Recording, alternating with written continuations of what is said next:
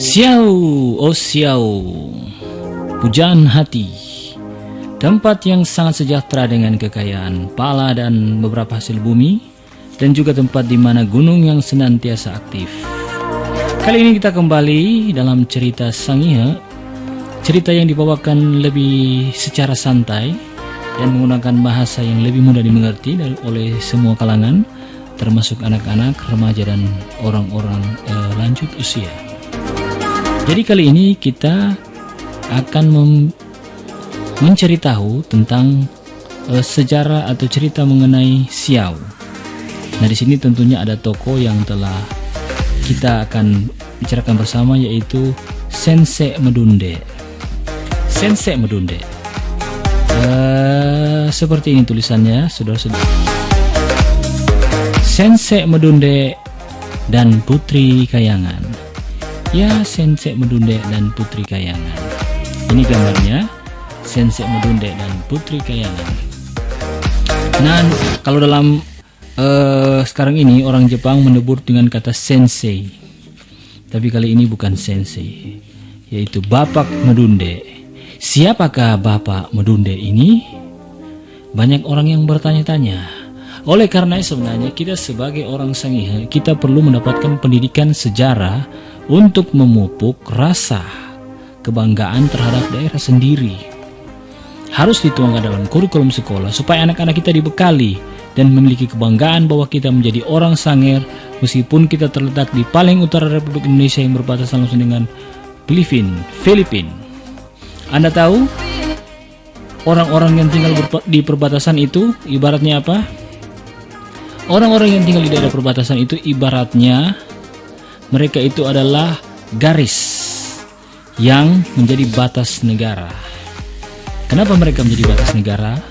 Karena mereka mungkin adalah wilayah yang paling keras sehingga tidak ditembusi. Sebab kalau kita orang Sangihe kita mudah ditembusi, mungkin batas negara bukan di Sangihe, mungkin ada di Minahasa atau mungkin di tempat yang lain. Tapi karena kita keras, seperti hanya Tanjung, kenapa Tanjung menjorong posisinya itu ke arah lautan, lebih menonjol ke laut karena dia adalah bagian yang paling keras sehingga tidak bisa dihancuri ombak, maka terbentuklah Tanjung. Berbeda dengan Teluk. Teluk itu adalah bagian yang lembut sehingga terjadilah abrasi dan menciptakan menjadi wilayah Teluk. Oke, kita lanjut. Sensei Medunde. Sensei Medunde ini adalah cikal bakal dari berdirinya kerajaan atau kedatuan Xiao. Nah, bagi Anda pada saat ini yang sedang menonton, kapanpun Anda menonton, sekarang mungkin di masa yang akan datang atau suatu saat Anda menonton, bagi Anda yang memiliki darah Xiao, Anda patut berbangga sebab keturunan Anda itu ternyata adalah orang-orang pilihan. Ya, seperti itulah kira-kira. Dan memang demikian. Kita lihat di Xiao banyak garis-garis yang cantik. Juga orang-orang Xiao dibekali dengan kekayaan alam yang melimpah ruah. Oke, kita mulai saja. Begini guys. Ceritanya pada zaman dahulu adalah seorang pemuda yang bernama Sensei Medunde atau yang disebut dengan kata Medunde. Medunde ini, Bu, pekerjaannya adalah seorang yang senang mencari burung. Jadi dia senang berburu burung atau hewan-hewan di hutan menggunakan sumpit atau sepu. Ya, sumpit atau sepu yang terbuat tentunya dari bambu. Nah, pada suatu ketika waktu dia sedang mencari-cari burung di hutan, dia menemukan apa, saudara-saudara? Ada yang tahu? Dia menemukan 9 sumur. 9 sumur. Nah, 9 ini dalam bahasa Sangihe adalah Xiao. Inilah cikal bakal sampai Pulau Xiao disebut Xiao, karena si Sensei Medunde ini menemukan 9 sumur. Ya, seperti itulah. Mungkin di versi cerita yang lainnya orang-orang membicarakan ini atau menuturkan, membahasakan dengan gaya yang kayak yang agak sukar dimengerti oleh pemahaman logika sekarang. Tapi saya lebih mengarahkan kita untuk dengan bahasa yang lebih dimengerti.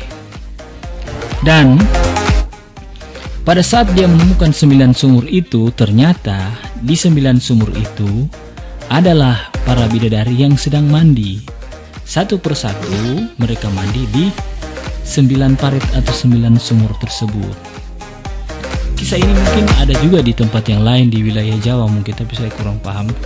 Tapi memang kisah ini diturunkan secara turun-temurun dari leluhur nenek moyang kita sampai kepada anak cucu kita sampai sekarang, dari kira-kira tahun 1500-an, abad ke-15. Nanti kita akan pelajari.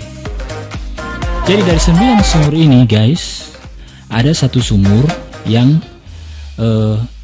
Sensei Modunde ini mengamati. Dari 9 bidadari ini memang semuanya cantik. Tetapi pada saat 9 bidadari ini mau kembali lagi ke kayangan, ada seorang bidadari yang tertinggal. Asik sekali. Dan bidadari ini pada saat dia menanggalkan bajunya, yaitu semacam selendang seperti Anda lihat di gambar ini, ternyata si Modunde ini sudah tahu. Maka dia sudah menyembunyikan salah satu selendang atau baju yang mungkin akan dipakai oleh bidadari ini untuk kembali ke kayangan. Kalau dalam beberapa penuturan atau beberapa narasi cerita, beberapa versi mereka mengatakan dia meletakkan selendang tersebut di dalam sumpit yang terbuat dari bambu ini. Ya, seperti itulah yang dilakukan oleh Modunde. Sang bidadari ini akhirnya mencari-cari di mana kira-kira baju saya, dan bajunya ternyata tidak ada karena sudah dicuri oleh Modunde. Dan mereka yang ke-8 ini sudah kembali ke kayangan.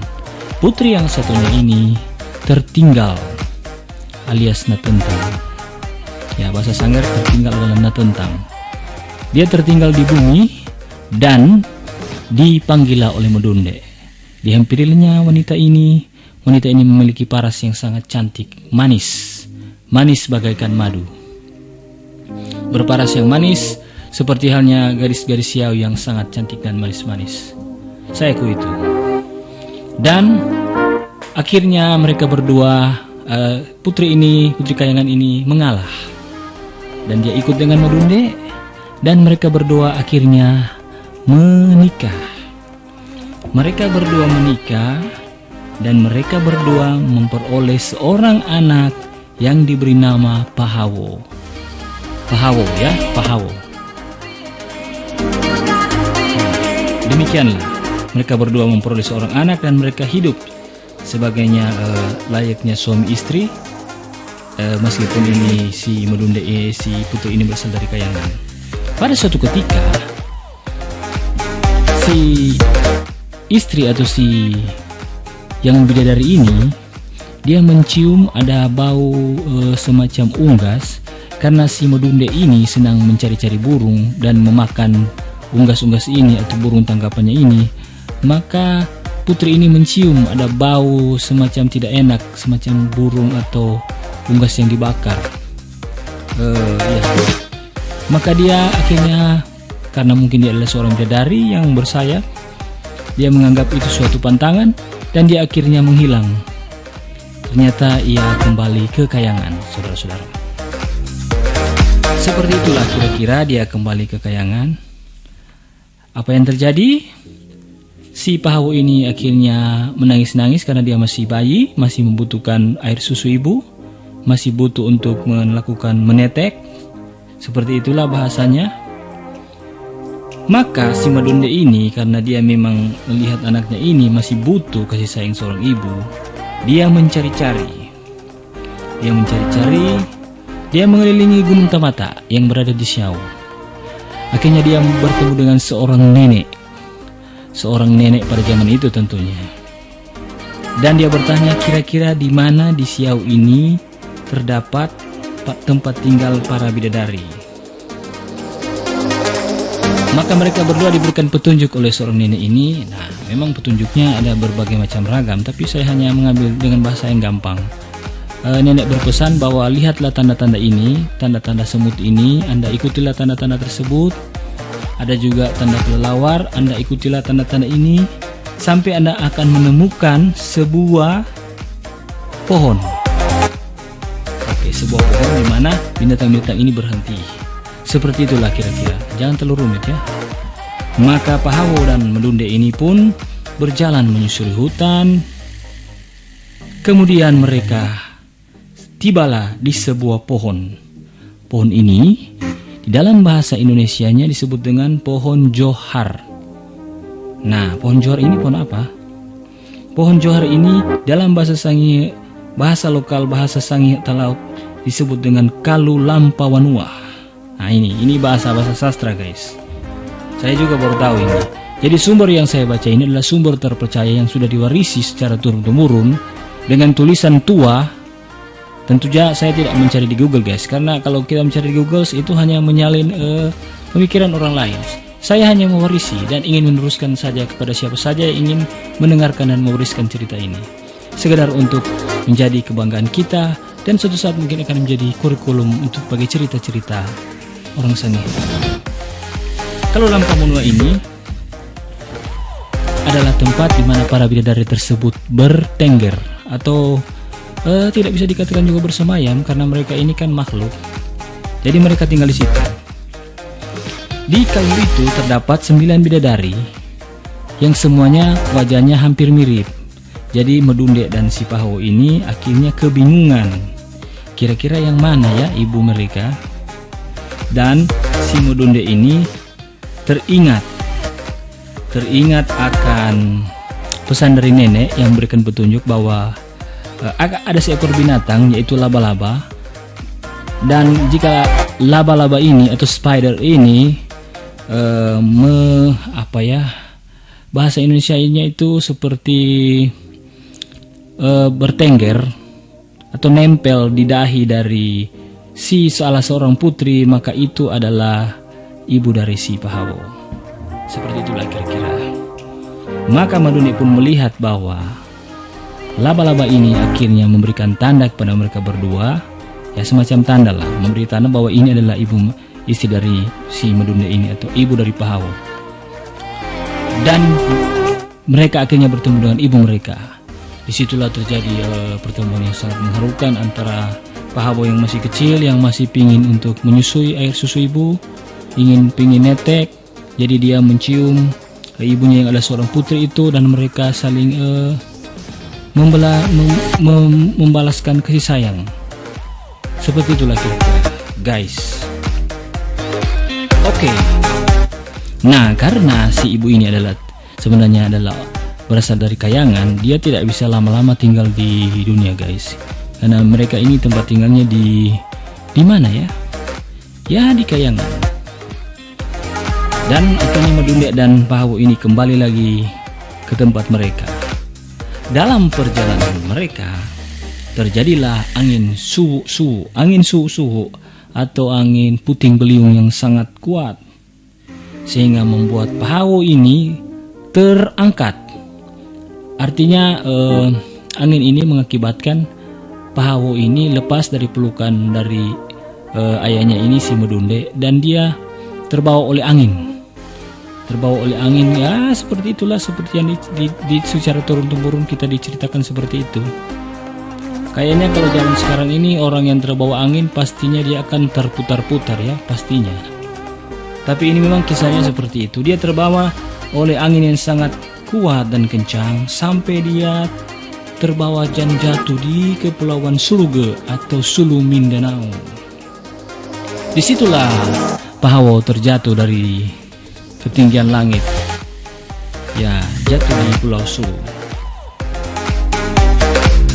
Karena Pahawo ini dia terbawa oleh angin dan jatuh di Pulau Sulu atau Kepulauan Sulu di Maguindanao, Filipina Selatan, namanya akhirnya menjadi Pahawon Suluge. Pahawon Suluge. Oke guys, sampai di sini you understand? Pahawon Suluge ini akhirnya dia hidup dan menetap di wilayah Mindanao. Dan karena wilayah Mindanao pada waktu itu adalah mayoritas beragama Muslim, maka dia pun mengadopsi adat tradisi mereka di sana, sehingga ia memiliki 5 orang istri. Pada kemudiannya ya, setelah dia dewasa, dia memiliki 5 orang istri. Istrinya yang pertama, oke, kayaknya saya harus mengetik. Nah, berikut ini adalah kelima istri dari Pahlawan Surga setelah dia terdampar di surga, di Pulau Surga Mengindanau karena terbawa oleh angin suwu atau angin puting beliung. Istri yang pertama yang bernama Ngiang Basirang. Istri yang kedua bernama Ura Hagi. Istri yang ketiga bernama Lili Bansana. Dan istri yang keempat bernama Ngiang Sinila. Sedangkan istri yang kelima bersama Masi Alelo. Jadi memang nama-nama ini guys agak sukar ditemukan pengucapan yang tepat karena ini mereka ini berasal dari Mindanao, Surga. Mungkin juga penulisan ini tidak tepat sebagaimana mestinya karena ini sudah terjadi di masa yang lampau. Kira-kira seperti inilah nama mereka. Seperti inilah yang saya dapat dalam tulisan sejarah, tulisan cerita-cerita yang diwariskan kepada saya tentunya. Nah, dari kelima istri ini, kenapa orang-orang bertanya-tanya kok istrinya banyak banget ya? Ya karena dia hidup di wilayah di mana di situ poligami memang terjadi pada zaman dahulu, apalagi wilayah ini adalah wilayah yang beragama Muslim dan itu memang adalah adat istiadat mereka. Dan memang pada zaman dahulu mau agama apapun orang-orang kebanyakan itu memiliki istri lebih dari satu karena mereka ini kan keturunan bangsawan. Oke guys. Nah, sekarang ada juga istri yang keenam. Nah, istri keenam ini agak berbeda guys. Namanya siapa? Ya, saya tegaskan kembali bahwa istri yang keenam dari si Pahlawan Surga ini, dia berasal dari Bawon Tehu atau Manado Tua. Nah, Manado Tua itu di samping Bunaken guys. Dan mereka memiliki anak yang bernama Lokong Banua. Nah, siapakah Lokong Banua ini? Lokong Banua ini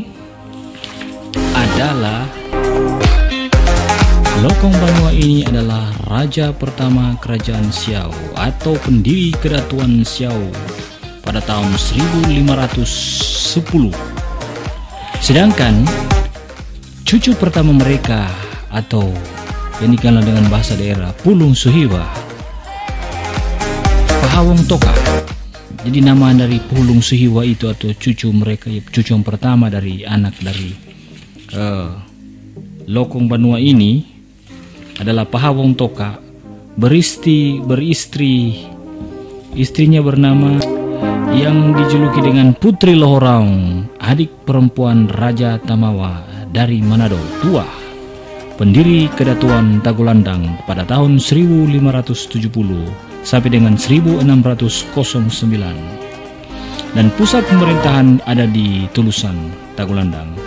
Sedangkan Lokong Banua berpusat di Siau dengan pusat pemerintahan di Katulungan atau Paseng.